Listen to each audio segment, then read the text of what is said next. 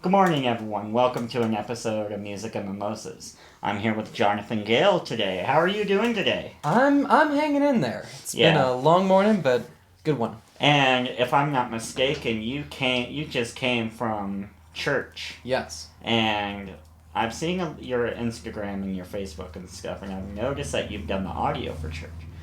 So how is that going, and how long have you been doing it? It's been going pretty well. I've run sound for multiple churches at this point, but I just recently started a job at Grace Commons, formerly known as First Presbyterian in Boulder, and I'm their tech producer. So I'm there Sundays and Tuesdays for their church services and their Tuesday night ministry. And I basically produce the show, as it is. Mostly I run sound because that's what I'm most comfortable with, but I'll run slides and make sure that everyone is comfortable and knows what they're doing. And then, so you guys, obviously you guys do, all sorts of music and stuff. Is it, a variety of what they do? Or is it just, really, gospel stuff? It's mostly sort of how would you describe it? CCM, contemporary Christian music. Yeah. Sort of not Hillsong per se, but just sort of, sort of praise music, stuff like that. Yeah. So, and then on the Tuesday night stuff, we get pretty raucous and gets pretty loud. And how did you get into doing that gig? I got into that gig, the Grace Commons one specifically, because I'd run sound at several other churches before, and I had a friend in common who was there. But I got into sound when I was probably 12, I think. I saw the dude who was doing the thing with the faders and the knobs, and I was like, I don't know what he's doing, but I want to do that. I understand that feeling. And then, did you go to school for music?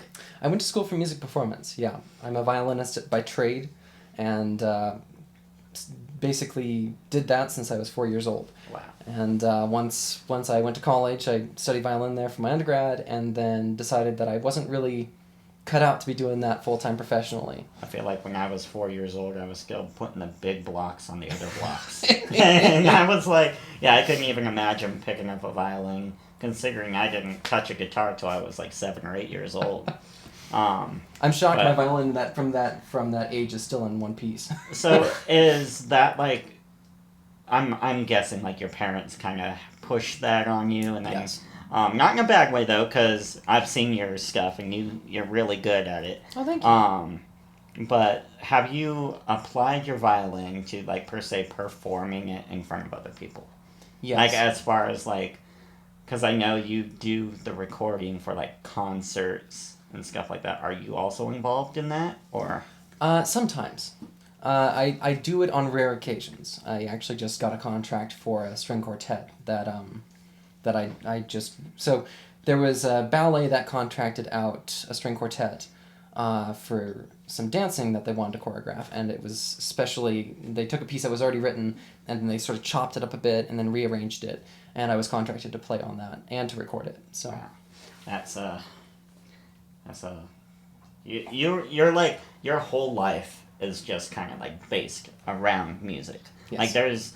not a part of you that I don't think has anything else to do with it. Mhm. And that's like really neat. That's really neat to see that you're just like you're involving yourself in every single aspect. You do the mixing, you do the recording, you're doing the mastering, you do everything, and then you're also like now, and you own your own studio, right? Correct. Though, more specifically, I don't actually own a space. I am what's called an on-location recording engineer, and I typically go to performance venues and record in the space of the artist picking. So. And now I know, and that can be kind of like a little bit difficult. I can like if you don't really know your way around gear and Yes. equipment. So my guessing is you do know your way around the equipment and the gear. And so why engineering? Why did you choose that route to take? You know, I'm not entirely sure what really prompted it. I started doing live sound when I was young, and I really enjoyed tinkering with soundboards and stuff like that. And at some point, I watched. I can't remember when it was. It must have been like 2010 or something. There was like this big internet craze of like, recording like layers on top of layers. Yeah. You'd watch these videos like somebody singing 12 parts, and I was just absolutely enthralled by that. Mhm. And so I wanted to do that for myself. So I found some software where I could layer parts like that and got into recording, and then that just sort of took off. And at one point, I think I recorded someone else and really enjoyed it. Yeah. So what are you working on right now, like project wise? Currently, I'm editing the string quartet that I mentioned that I'm playing in. I'm working on the BAD ensemble, which is an acronym for the Boulder Altitude Directive, Yeah. and they're University of Colorado sponsored group, I believe. Those are the two main ones. I'm editing a quartet for the Ivala String Quartet. Right now, we're finishing up some music that's all African American music for NPR. And those are the main ones. Yeah. And I noticed that I think it might have been last week or the week before that. And I'm just mentioning this because I myself am a King Soopers employee up in Boulder. Mm-hmm. And I know that you were involved in the candlelight vigil and you get the audio for that. Yes. So how was that experience? Was there like I know like there was all sorts of people up like there. Yeah. Was it just like speech or was there like music and stuff to go with it as well? Well, I feel like I want to give a little bit of context to this because it's quite a story. And first of all, I have to do a huge shout out to my friend Tom Yarum, who was the sort of, well, he wasn't the orchestrator, but he was a facilitator.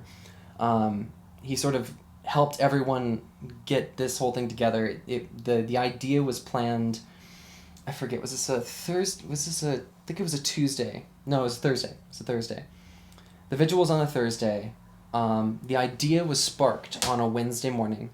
So the idea came up on Wednesday. I got a text Thursday at 11 a.m. saying, "Can you help us with this vigil?" And the vigil was Thursday night. So you had to scramble and yeah, get shit I together. basically I dropped everything and was like, "We're gonna make this happen. I don't know how, but we're gonna make it happen."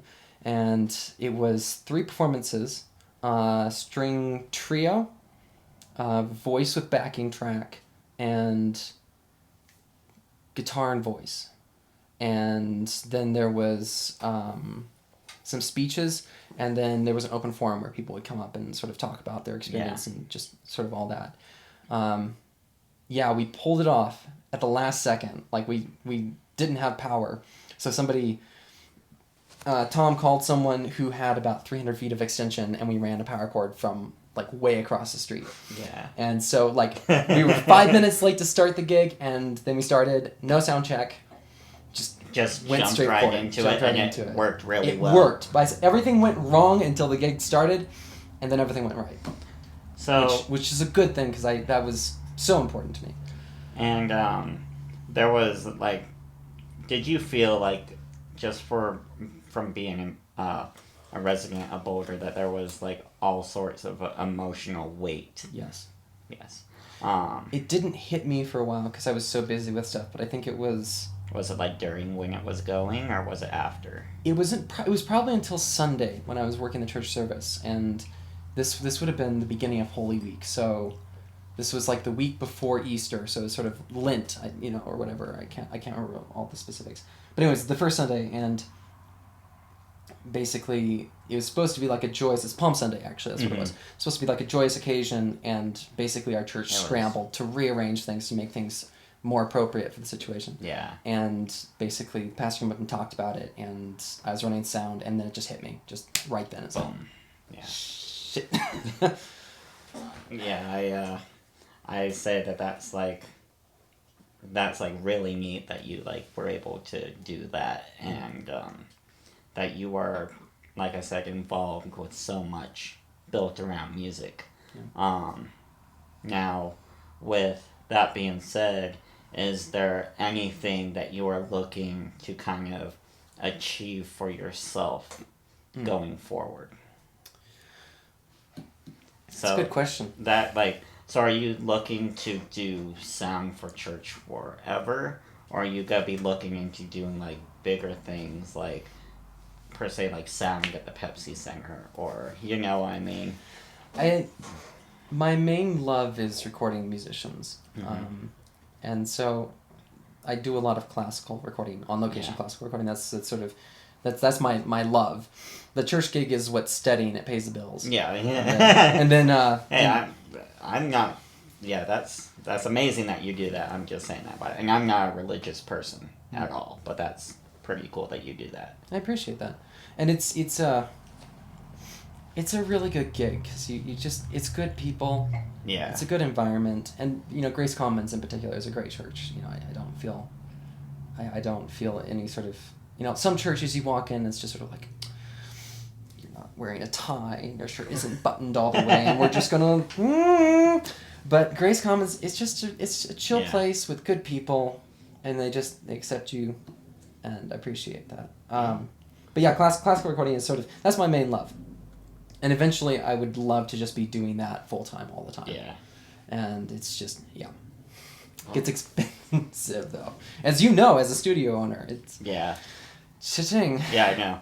And like, you're the first actual other engineer that I've had on this show, and I want to say like I thank you so much for coming on, and that we actually get to talk about the 360 of music. Yeah. Because it's just.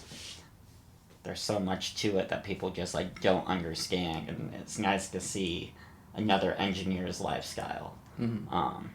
But I want to thank you so much for coming on to the show today. Oh, my pleasure.